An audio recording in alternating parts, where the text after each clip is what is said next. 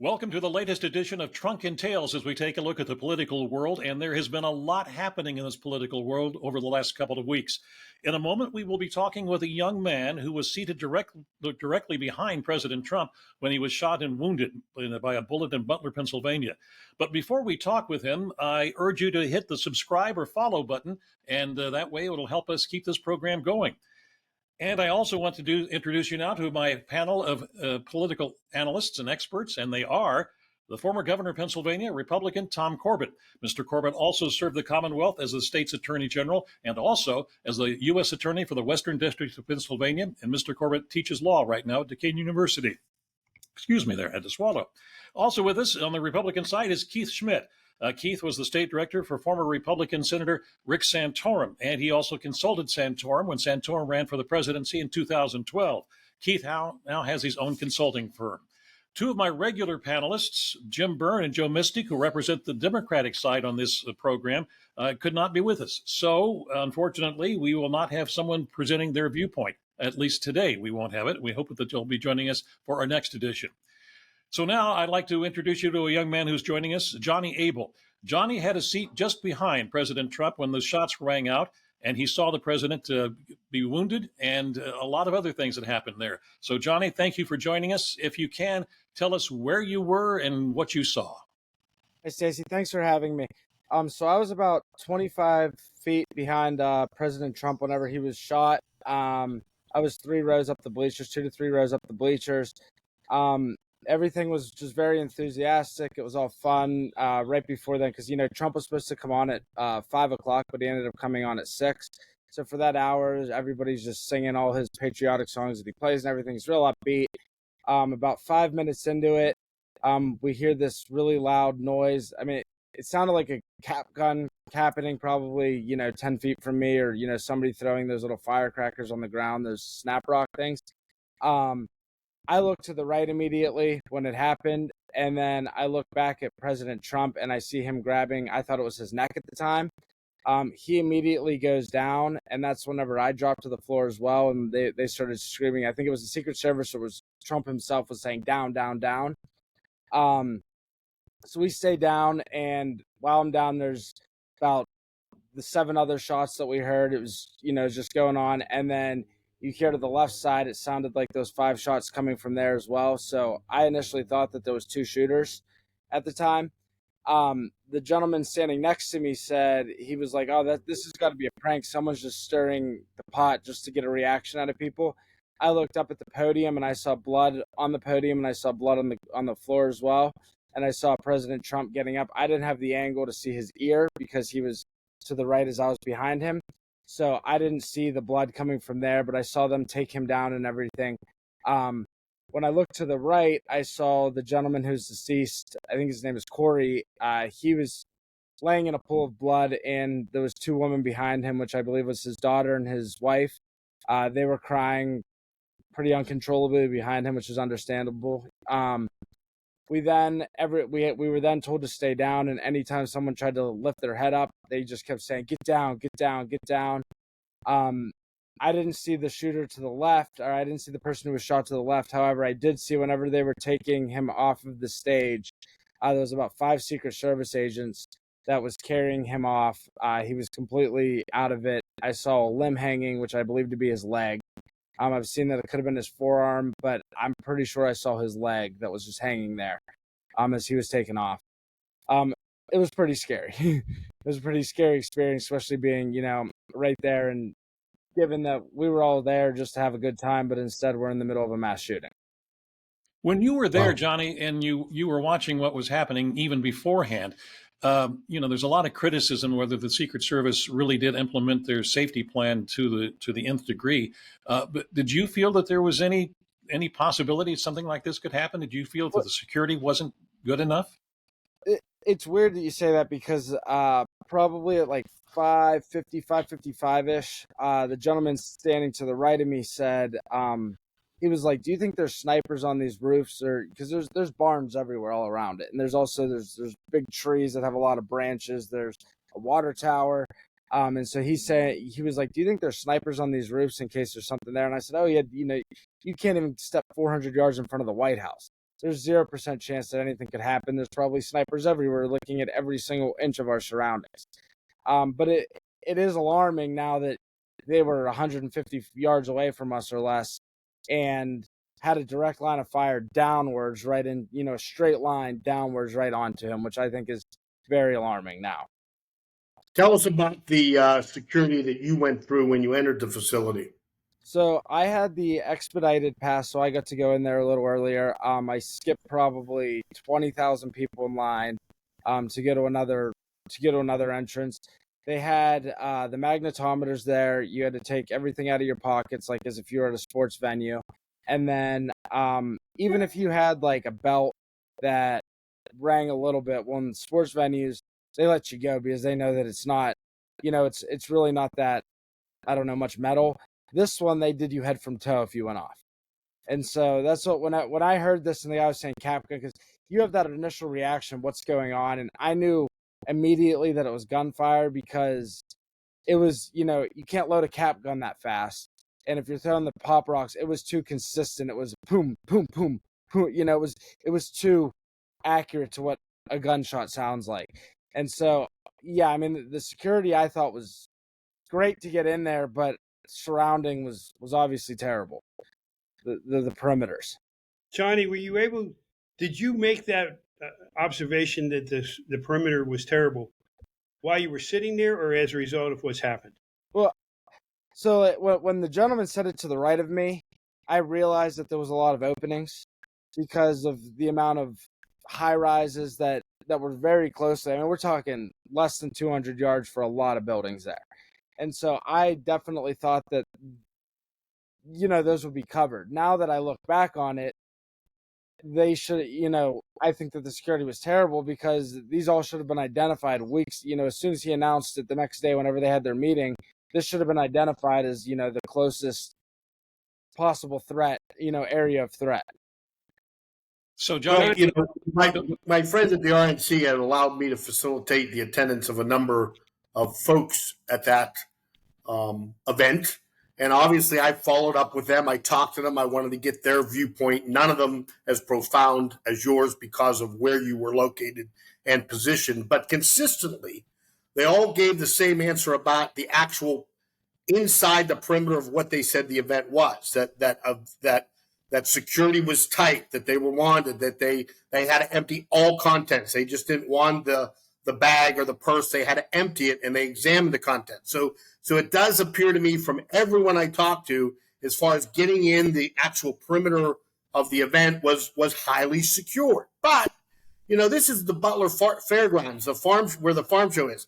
People like my friend, the governor, and many senators and many I've taken presidential candidates. I've been to that farm show dozens of times. And I know there's a handful of buildings, like barn-like buildings or warehouses. So it's hard to even fathom. It's not like you're in the middle of a city. It's a fairground. There's not that many buildings. And now that we know that somebody had a high ground within 135 yards of the podium, it's inexcusable. I mean, it's hard for any American. I mean, they've heard it time and time again. We've seen this. We've seen the conversation. They've showed it on the map. How does this happen? The American people are going to demand answers. Like I said, I'm not an expert at all. And as far as what the Secret Service did in the immediate aftermath, they're all heroes. I get that. But if you put me in charge of security, I certainly could stand at the podium and identify what I can see. And if he can see you from the high ground, then you can see. If we can see him, he can see us. Like how did it happen? I mean, and the person probably the biggest expert here on this type of stuff is the former governor and U.S. attorney and attorney general who have dealt with security at a lot higher level than us. Are you thinking, Governor, that heads are going to roll because of this flaw? Well, let me make 2 or 3 comments. Number one comment is Secret Service is really going to be under scrutiny. There are going to be so many investigations as to the failure of this, particularly as to the perimeter, the outer perimeter. 2 is I really don't like seeing blame shifting going on here. And I have relatives that have been in the Secret Service or retired from the Secret Service. I know a lot of Secret Service agents. my personal opinion, not having somebody looking at that building from beyond, making that building within the perimeter, the safe perimeter. But three, and I know Johnny, and you know Johnny from a different perspective. I'm going to ask this question, Johnny.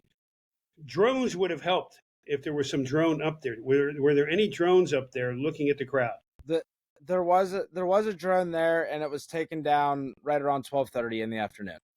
So it wasn't there at the time that the shooting took place. It had to be taken down, yes. Because as I hear TV reports, he must have gone up there twice, maybe, but he was up there. It was hard to see him from the ground if you were near the building, but a drone certainly would have been able to spot him. Well, and that's it had to be taken. The drone basically surveilled the surrounding whenever people were coming in, like the morning people. They had the drone down by around 12:30, I'm told, and then if a drone was up there the whole time, the drone would have seen him immediately. Like it would have seen him walk the barn. It would have seen him climbing up the ladder. It would have seen him crawling on the roof. You're saying you're saying this drone was taken down at 12:30, and the event didn't even start until 6 o'clock. It's supposed to start at 5, but it was an hour late, correct? Yes. That's a long time not to have any aerial coverage like that. I know the TV stations. That's questioned by the investigators. Yeah, and Tom and I and the governor and I know that there's drone technology that can identify weapons in an area. So I mean, there is technology that exists in 2024 that could have identified a weapon on that rooftop. But I have another question actually for the governor. The other reports that we're hearing, Governor, is that people saw this unidentified person. They saw him going on the roof. Apparently, there was some interaction with one policeman or law enforcement agent that was forced off the roof. The question everyone's asking is, why would there not be some sort of connected communication between local, state, federal, and the Secret Service so you could have immediately identified that threat? Well, I'm not so sure that there wasn't some type, because the comments that I hear in the media, and no offense, Stacy, I don't trust that the media necessarily gets it right. They can only report what people tell them. Tom, I retired, remember? Yeah, that's what investigations are going to do, and these are going to be long investigations. But I hear reports that they radioed in to the command spot. Normally, I would think that the command spot is the Secret Service. They're receiving all that information. So the short answer is I can't answer it right now for you, Keith. Excuse me, I have to turn that. I cannot envision that they did not communicate. I think they did, but what happened to it when it got into the location? My other observation is, and I keep scratching my head, they had snipers in the building next door, but they were inside. That makes no sense to me. Nope. The explanation I heard last evening from a news report was that the head of the Secret Service says that they felt that the slope of the roof was too much for them to be able to put an agent up there safely. That's mind-boggling to me, because if this shooter can get up on that roof and be there, you would think these highly trained, well-conditioned Secret Service agents, especially the sniper team, could do something like that as well. So by some kind of miraculous chain of events, the president survived bullets on both sides of his head and whatnot. But that downtime, that 5 minutes that they knew what was happening and couldn't communicate it, ended a man's life. Somebody lost a husband and a father, and a man died that day. He escaped his fate. Certainly it was an attempted assassination attempt, but a murder was committed because somehow we knew it but couldn't get that information to the right people expeditiously. It's inexcusable. I do want to ask Johnny this. I know that when the shots rang out, you said you dove down like everybody did, and they were yelling down, down. What was your reaction to how the immediate team around the president reacted when the shots were fired? What did you see, and how did they do? So I was down kind of immediately. Whenever I lifted my head, it was right after the shots were up there. I saw the Secret Service carrying him up. I thought it was kind of weird that they all stood him up completely. I thought that why not keep him down? His head was definitely open. It was still open if there was, another shooter or something like that. There was SWAT in like full soldier gear with assault rifles though, and they were everywhere. There was at least 15 of them. I don't know 15, but probably like 10 of them within a couple seconds. So I think that they did a very good job there. I don't really know if I agree with the way that the Secret Service and how they stood him up immediately, but besides that, I mean, it was they were quick to it for sure. Well, I don't know all of the details, and obviously I've never been in the Secret Service, but I had this feeling that what happens is that A, the president wanted to get up, the former president wanted to stand up, and that B, it's easier if he can walk, to hustle him off that stage than try to carry him off that stage. And so if he could get up and move, that they wanted to do it and that we all way. heard the audio, Stacey, of them talking to each other and their communications. And when he's on the ground, there's a conversation that says, "Is the shooter secure?" And they say the shooter is secure. In other words, they basically said that they took out the shooter. Right. Again, to Johnny's point, there could have been another. I get that. Yeah, but exactly. Apparently that question was asked before they stood him up. Yeah, I want to wrap this up here, but I do have one more question for you, Johnny, just so the logistics that we can figure this out, because of how it all happened. The gentleman who was shot and killed, it's my belief that he must have been shot probably in the back of the head, because his back was to where the shooter was. Am I correct on that? Yes, sir, you are. All right. And then the other two who were wounded, were they in that same bleacher, or were they on the one that would be to your left? So I only saw the one with the one that got hit in the leg. I didn't see the third one, and that one was definitely to the left, because there's three sets of bleachers, one there, one on each side that's kind of like angled in, and it was at the same location on both sides. So it was like the second to last row in the very corner, and so to my right side was the gentleman who is now deceased, and then to the left side was the gentleman that was severely injured. Johnny, Right. Let me ask you this. So the first shot you heard, was that the one that grazed President Trump? Yes. Okay. So Mhm. then the shots are other shots, which, in my personal opinion, he's very nervous at this point. He's not sighting down. He's just shooting into the crowd. Yep. That's exactly what I thought. Yes. So Yeah. is it, because I realized that, I hear this noise that you're not supposed to hear, especially at a rally, even though it was kind of, it wasn't right next to my head where you hear that really loud gunshot sound, but it was definitely a sound that was, got you jumping up, and that's not what you hear. And then whenever I looked back right to the former President Trump, he's grabbing his neck and went down. And so that's when I went down immediately right there. Yeah. And then following that, as I'm laying on the ground, I hear multiple other shots to my right, and then I hear multiple shots to my left. And so, like I was saying before, I thought it was two shooters, but now I'm thinking those shots to my left probably was the Secret Service firing back at the shooter that was on the roof. Yeah. At the time, nobody knew what was going on. We didn't even hear them say the shooter is secure. Yeah. We didn't hear any of that at all. And somebody even asked the Secret Service, is the president shot? And they said, we can confirm the president has not been shot. And then somebody also said, did they get the jackass who shot him? And they said, I cannot confirm or deny that. And so that's all I had to go off of until and then they cut our cell phones off too. They cut the cell towers down completely. So I sent my mom a text, and I sent my girlfriend a text, and then they didn't hear from me for another 2 hours.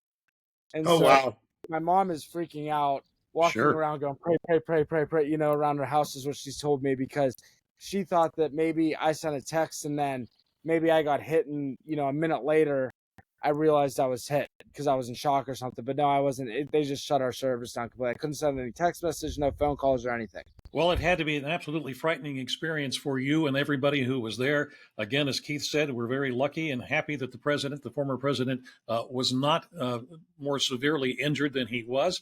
And our prayers and sympathies obviously go out to the family of the man who was killed, and to also the two who were wounded in this incident. And we can only hope that the protective agencies such as the Secret Service can learn from this, and that we can all learn more of what happened on Saturday, July the 13th. Johnny, thanks so much for joining us. We really appreciate it. We're going to get into some of the political discussions now, and I don't know that you want to be dragged into those. So, Thank you. Thanks, Johnny. You were Thank you. great. I appreciate the information.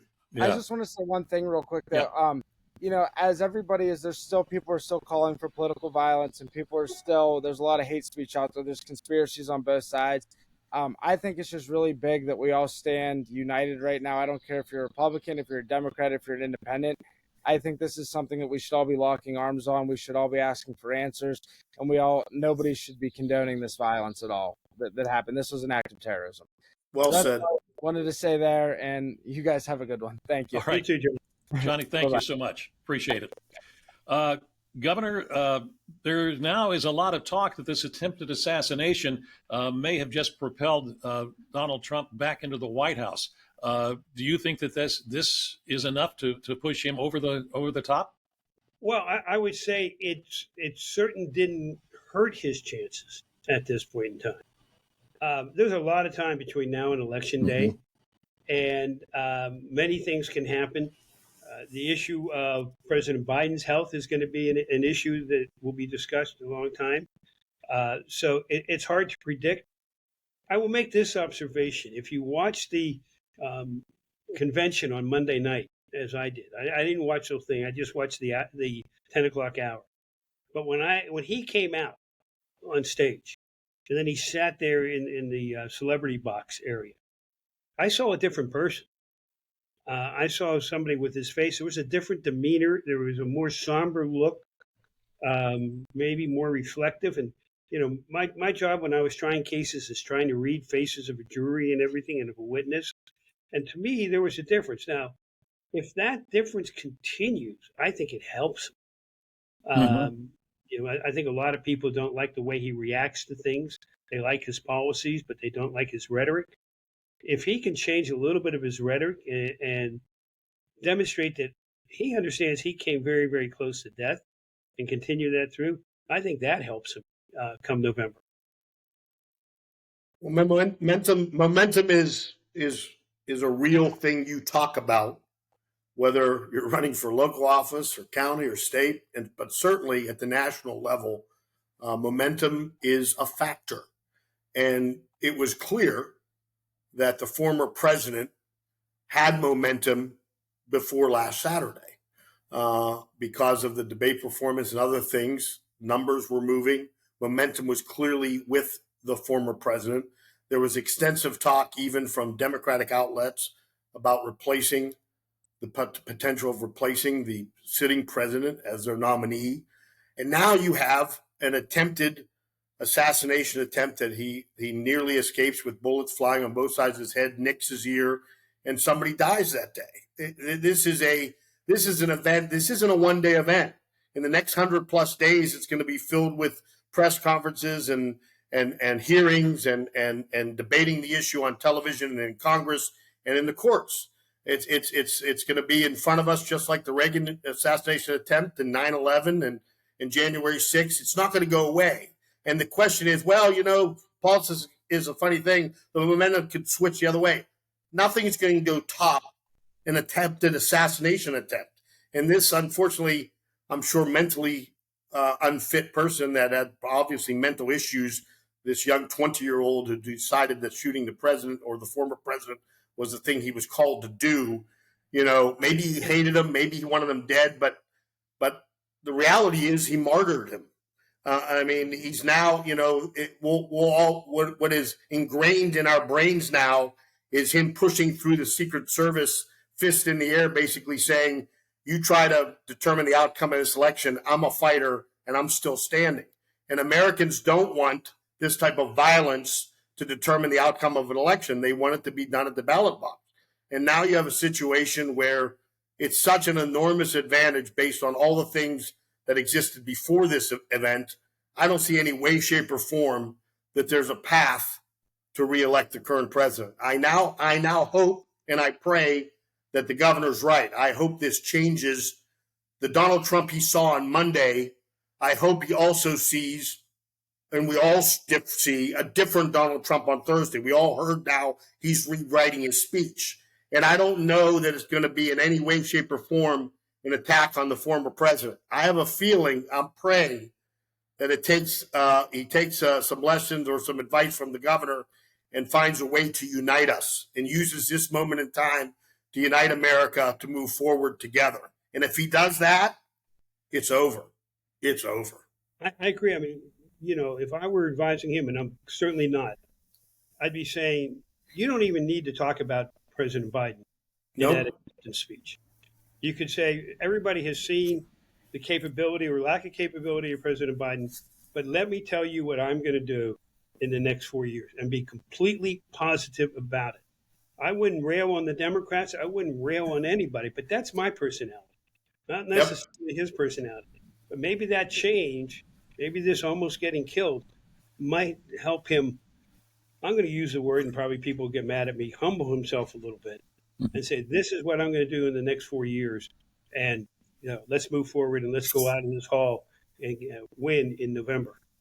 Yeah. All right. We need to take a break. It's been a long session here so far, and we'll be back in just a moment.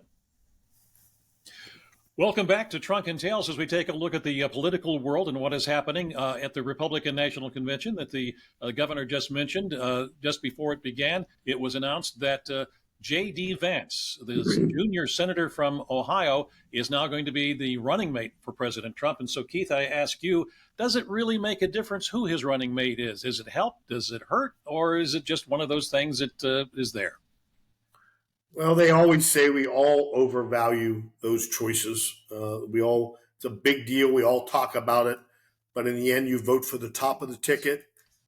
Is it different this year? I would suggest it's very different this year. We have a president that is soon to turn 82. Mr. Trump is 77, and during a next term, if he was granted the White House once again, would be an 80-year-old president at some time. So I do think it's a heightened interest in who the vice president is, because there is a good chance whoever the vice president is on both sides of the aisle, that person has a good chance of holding the highest office in the land. And JD Vance is an interesting pick. I didn't really see that one coming, but the more I examine it, I suggest it's both a testament to his upbringing in small town America and in the Rust Belt, and the stories he speaks to those people that we need a higher turnout from. That feel finally that it's not only the big city in Washington running things. He, like Trump, largely is an outsider. Any of the woes in the world or in Washington cannot be laid at his feet. He's too new to the process. And quite frankly, I have to remind myself, as I recently turned 60, that there is a large swath of the electorate that are under 40. And when you have two seasoned people like Trump and Biden on the top of the ticket, this could really be an olive branch or reaching out generationally. I mean, you see somebody who's 39 years old, somebody you can relate to, is on the ticket. And finally, in the minds of young people in America, the torch might be being passed to their generation. And I think that will help us with young Americans going to the polls. And if we take some of those votes and put them in the Republican column, it makes it a much steeper hill for President Biden. Governor? I would agree. I don't really know that much about Senator Vance other than what I've read recently in the paper. But I also agree that this is one time that the vice presidential selection may make a difference when it comes to the vote. Because I know, I talk to a lot of people, they know my background and everything, but they continually say, can't we find somebody else other than the top two with the ticket? Can't you give us a better choice with all the millions of people in this country? Well, if you look at the vice president as potentially being that choice, he is very different. And he has an interesting career, having gone from high school to the military, from the military into college, into law school at Yale. Very interesting career. And the reputation of the president, of Vice President Harris, is questionable. I don't know what her numbers are recently. And I know a lot of people are looking at, is this vice presidential pick make the difference. And I think in some respects, it's going to make a difference with some people. Question is how many. Yeah, that's always the question almost every 4 years when the challenger, at least, has a vice presidential candidate or the original president who might be in there, and their choice 4 years earlier. If that makes any sense, I know what I'm saying, but maybe nobody else does. Anyway, We know. anyway, we need to take a break. We'll be back in just a moment. Welcome back to Trunk and Tales as we take a look at the political world. We've talked about the assassination attempt. We've talked about the decision by former President Trump to put JD Vance on the ticket. So now is when I really miss having our Democratic colleagues with us because we'll have to give you just the Republican perspective on this one. Will President Biden still be the Democratic presidential nominee in the fall? And you guys can jump in, whoever wants to talk first. Go ahead, Keith. Well, I would listen. I've been all over the map on this one. As you know, on this program and other programs for 18 plus months, I've been insisting that that the sitting president would not stand for re-election, and eventually something would happen where he made a decision, and they would put another ticket together to lead their party in November. Circumstances that have transpired in the past week make me firmly believe that President Biden will be the nominee of the Democratic Party. I think their interest and they will pivot dramatically to sharing government with the Republicans and look to put a lot of their resources in the United States Senate and congressional races where they are competitive to make sure they hold at least one of those chambers after November. Because I think you now have a situation where the momentum has switched so dramatically that those people that may have had an interest in being the nominee now also feel that they're sacrificial lambs, that the die has been cast. Largely, the decision on the top of the ticket is over. And I'm not going to take that hit for 6 weeks and end my career as a person that was put in as a placeholder and was roundly defeated by the former president. It's not as interesting to them now. And they realize now that if they're doing any internal polling, I think I've heard chatter about they've pulled him against Michelle Obama, who in most polls said that she would easily defeat Trump. And apparently that's not the case anymore in some recent polling, internal polling. So I think they're going to stand with their nominee, and I think their emphasis is going to switch financially and otherwise to their congressional and senatorial candidates. Stacey, I actually think it's getting a little late for them to be able to switch. It's a complicated matter. Who would they select? I think they have a hard time not selecting the vice president. And so that complicates it for them. But also, they have a lot of money in the campaign that was given to Biden-Harris to bring somebody else in. I've not heard an explanation of how you move that money around. And money, as you know, is the mother's milk of politics and makes a huge difference. And you also see the president on TV. I saw a recent interview yesterday or this morning where he says, unless something physically happens to me, he didn't say physically, but basically he was saying, unless the Lord does something that I can't go forward, I'm going forward. But I also think that's his personality. You know, he's a fighter. He's always been a fighter, and he's going to fight this out. I don't know that's in the best interest of his party or of the country, but he's going to fight this out, and I think he has the support of his wife and his children in this. But it does make this probably one of the more interesting elections, presidential elections in the last 20 years. Yeah, Can I say one more thing, Stacey? Sure. The other reason why, besides the fact that polling might have changed and whatnot, for someone to replace him, they can't run the campaign they want to run. We've handicapped them.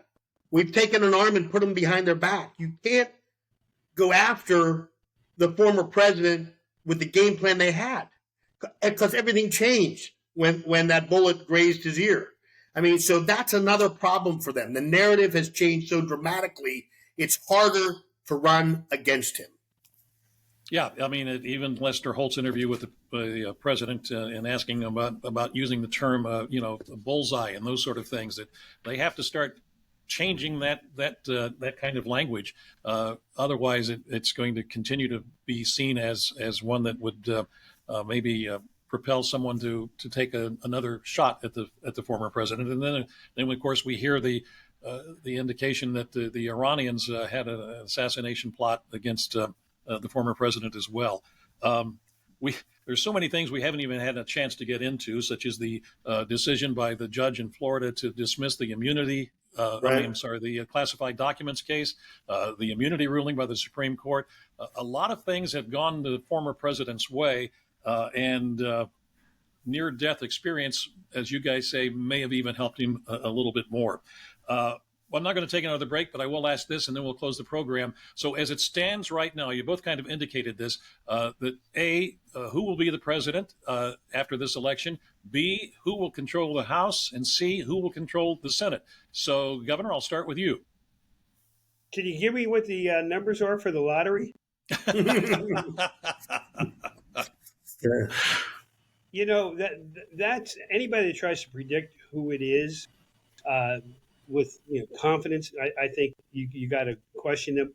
There are so many contingencies that can take place during that period of time.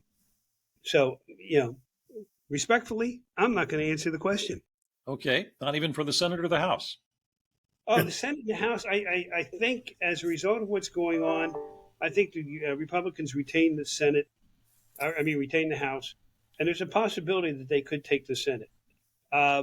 What I think is going to be interesting right now, I look at middle of the road America, neither one of the presidential candidates are real popular at that point. Their extremes are, and I say extremes in a kind way. And they may decide, I'm not coming out to vote. And if that happens, I want to see what the drop-off is. That if they come out and don't vote for president, but vote for down the ticket, like the Casey McCormick race and things like that, or if they just don't come out to vote. And I think that's a distinct possibility. A stronger Trump's going to help some of these close Senate races, certainly around the country. I've mentioned in previous programs and previous discussions, the Democrats kind of have a liability right now in the Senate, in that the third of the Senate that's up, 2/3 of the people up are Democrats, so they're defending a lot more seats, and it's a almost equally divided chamber. So I too would not want to bet this, but if you gave me the money today and said I get to keep it if I'm right, I think under the current circumstances on this day in history, I would say the Republicans sweep everything. Wow, that would be dramatic, given how things were just a couple of weeks ago as we went into this. We have that on tape now. Yes, we do. We have it on tape. And no, Keith, I'm not giving you any money up front. So, make it a draw. Yeah, make it a draw. Yeah. I want to thank once again the governor and Keith for joining us for this edition of Trunk and Tales, and also to Johnny Abel for his eyewitness to history account of what happened on Saturday, July the 13th, and the assassination attempt on the former president. So I once again ask you to hit the like or the follow button or the subscribe button, and that way we can keep this program going. And I hope that you join us for the next edition of Trunk and Tales. Thanks for joining us.